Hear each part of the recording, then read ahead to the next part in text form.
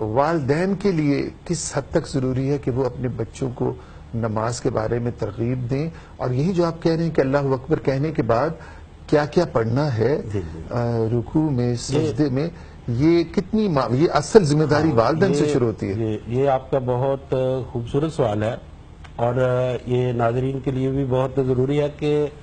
اصل ہم بچوں میں دیکھیں، ہر ایک والدین یہ چاہتا ہے کہ میرا بچہ نمازی ہو، میرا بچہ سچ بولے، میرا بچہ جھوٹ نہ بولے،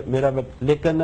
انسان اپنا دیکھے کہ اپنی ذمہ داریاں کتنی ہیں، کہ وہ خود نماز پڑھتا ہے، خود وہ سچ بولتا ہے، اگر وہ خود تو پیارے نبی صلی اللہ علیہ وسلم کا فرمان ہے، بڑی پیاری حدیث ہے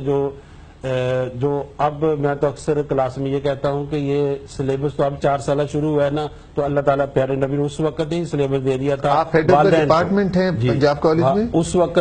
وقت ہی سلیبس دے دیا تھا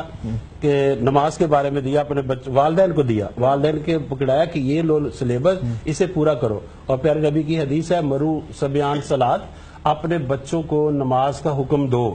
اذا بلغ 7 سنین، جب ان کی عمر ہو جائے 7 سال، فَضْرِبُوهُ، پھر انہیں مارو، اذا 10 سنین، جب ان کی عمر ہو جائے 10 سال، تو 4 سال 7 سال سے لے کر 10 سال، 7ویں سال سے شروع کرنا بچے کو، 8واں سال، 9واں سال، 10واں سال اس کو